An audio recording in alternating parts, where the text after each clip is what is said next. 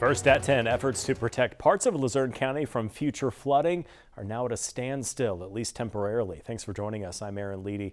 Ann is off tonight. A major federal funding source is dried up, putting 2 levee projects on hold, but local officials say they're not giving up. Fox 56's Elizabeth Hakis explains what's at stake.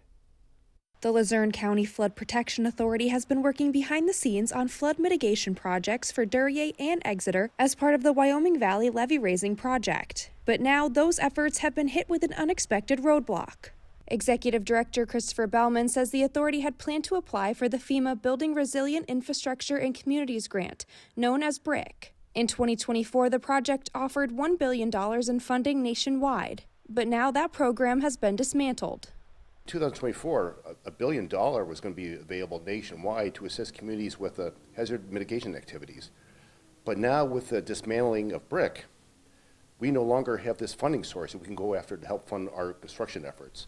In Duryea, the existing mile-long levee protects around 1,200 properties and 600 residents, but it has multiple deficiencies. Engineering work there is already 95% complete, with over $1 million invested. In Exeter, a vulnerable low point along Susquehanna Avenue nearly gave way during Tropical Storm Lee in 2011. Emergency crews threw together a makeshift levee to hold back rising waters. Now there are plans for more permanent solutions. In Exeter Borough, there's a low point in the topography there along Susquehanna Avenue. And in Tropical Storm Lee back in 2011, the floodwaters were threatening to flood the community. And through the heroic efforts of their Public Works Department, they were able to put together a makeshift levee along Susquehanna Avenue to kind of hold back the floodwaters.